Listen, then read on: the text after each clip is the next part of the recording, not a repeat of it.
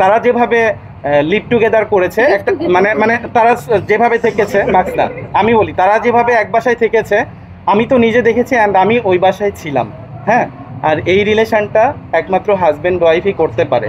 মামুনের মতো পাবলিক যেভাবে এসে বলুক না কেন যে লায়লা তাকে জোর করে আটকে রেখেছে, লায়লা তাকে বিভিন্নভাবে টাকার প্রলোভন দেখিয়েছে, এগুলো সম্পূর্ণ fake news and public sympathy নেওয়ার জন্য।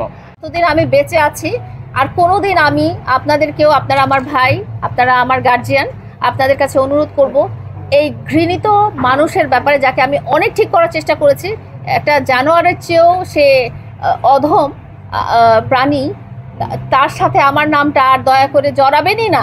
এবং আমি আর তার নামও শুনতে চাই না, তার ছায়াও দেখতে চাই না। যতদিন আমার নিঃশ্বাস আছে, আমি কোনোভাবেই সে যেই পথে যাবে আমি ওই রাস্তা দিয়েও হাঁটবো না। আমরা জানি আপনি মানুষকে সহযোগিতা করেন, মানে সরল মনে অনেক হেল্প করেন, আসলে আর এরপরে মামুনের পরে কার হেল্প করবেন? আমার নিজেরই এখন সাহায্য দরকার। আমি এমন অবস্থায় আছি যে আমার এখন হাত পাতার মতো অবস্থা হয়েছে। টাকা থাকলে সাকিব খানকে টার্গেট করতে হবে, সেটা এই নিউজ কিন্তু বাংলাদেশের হেডলাইনে সমস্ত গণমাধ্যমে। কেন সেটা কেন? সেটা হচ্ছে যে আসলে না, আমরা নিউজ করার সময় দেখা যায় যে হেডলাইনটা পড়ে ভিতরের অংশটা পড়ি না।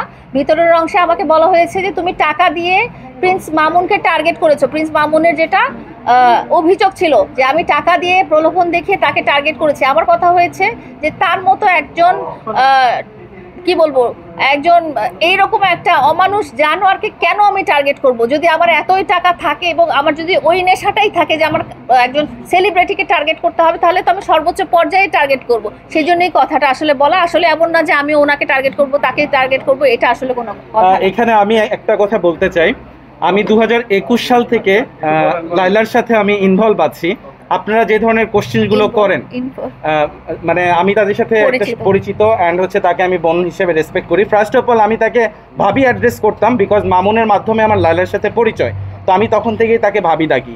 অ্যান্ড আমি তাদের ব্যক্তিগত জীবনে যে জিনিসগুলো দেখেছি ওদের চলাকালীন, লায়লার টাকা দিয়ে যদি অন্য কাউকে নেওয়ার ইচ্ছে থাকতো, আমি 2021 সাল থেকে চিনি। আমি তাকে এটাও বলেছি যে বোন, তোমার যদি অন্য কোনো ছেলেকে পছন্দ হয় বলো, বাংলাদেশে ছেলের অভাব নাই। ও আমাকে একটা কথাই বলেছেন, গাড়িতে লায়লা আমার সাথে নিজে বসে কান্না করছে, ওই চোখের পানি যদি আপনারা দেখতেন তাইলে আপনারা বুঝতেন যে লায়লা মামুনকে কতটুকু লাভ করে। সে পৃথিবীর কিছু চায়নি, সে মামুনকে চেয়েছিল। আর এই ইস্যুটাকে কাজে লাগিয়ে মামুন লায়লাকে বিভিন্নভাবে প্রতারণার ফাঁদে ফেলে ওর স্বার্থ সিদ্ধি লাভ করেছে। অ্যান্ড এই জিনিসগুলো যখন লায়লা বারবার ক্যাচ করতে পেরেছে, তখনই লায়লাকে সে বিভিন্নভাবে প্রোটেস্টমূলক কথা বলেছে, লায়লাকে সে ডমিনেট করেছে, লায়লাকে সে অপমান করেছে, লায়লার বিরুদ্ধে বিভিন্ন রকম এলিগেশন তুলেছে, যেই এলিগেশন সম্পূর্ণ ভিত্তিহীন। কারণ আমি পার্সোনালি তাকে যতটুকু চিনি, লায়লা এই ধরনের মেয়ে না যে টাকা দিয়ে কাউকে টার্গেট করবে। আর মামুন যেটা বলেছে এটা সম্পূর্ণ পাবলিক সিম্প্যাথি। আপনাদের গণমাধ্যমকেও আমি বলবো যে লায়লার বিরুদ্ধে এই ধরনের যে কাজটা করেছে, এবং একটা মেয়ের প্রাইভেসি, একটা মেয়ে যে ড্রেস পরে শুয়েছিল তাকে যেভাবে অকথ্য ভাষায় গালিগালাজ করেছে, এবং সে বাংলাদেশ আইনকে জঘন্য বলেছে। অ্যান্ড হচ্ছে আপনারা লাইভটা ভালোভাবে দেখবেন, বলেছে বাংলাদেশের আইন কতটা জঘন্য হলে, বাংলাদেশের আইন যদি জঘন্য হয় তাহলে ওর মতো ছেলে আজকে বাইরে থাকতে পারতো না। আর বারবারই লায়লা সিম্প্যাথি দেখায় তাকে ট্রাই করেছে মানুষ বানানোর জন্য। ও একটা মানুষরূপী পশু, ওর ভিতরে পশুত্ব আছে। মামুনের জায়গায় যদি পৃথিবীর অন্য কোনো ছেলে থাকতো, সারা জীবন ওর গায়ের চামড়া কেটে লায়লার জুতা বানায় দিলেও ঋণ শোধ করতে পারতো না। কারণ আমি যে কয়েক রাত লায়লার বাসায় থেকেছি, মামুনের জন্য লায়লার বেবি সিক ছিল, ওর একটা বেবির স্লিপিং ডিসঅর্ডার আছে, বিভিন্ন ডিজিজের কারণে সে ঘুমাইতে পারে না। বাচ্চা অসুস্থ, সে রাত 2টোর দিকে ওকে বলে আমি চাউমিন খাবো, আমি এইটা খাবো, আমি ওইটা খাবো।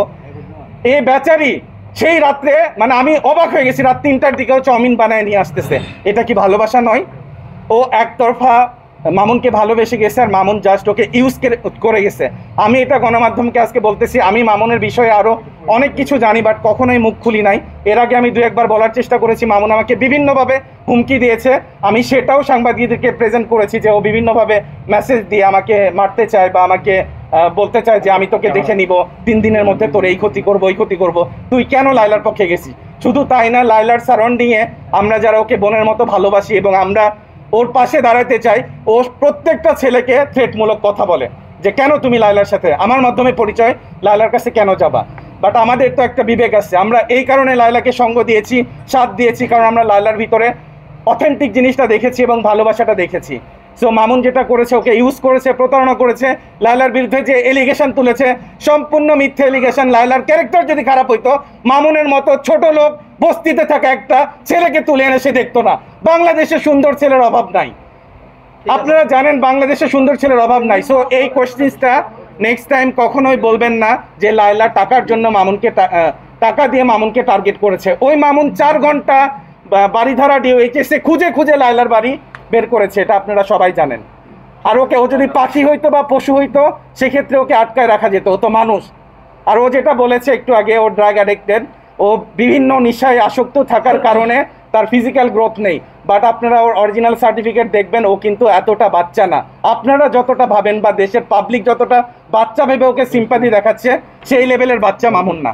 যাই হোক, এটাই আমার লাস্ট কথা।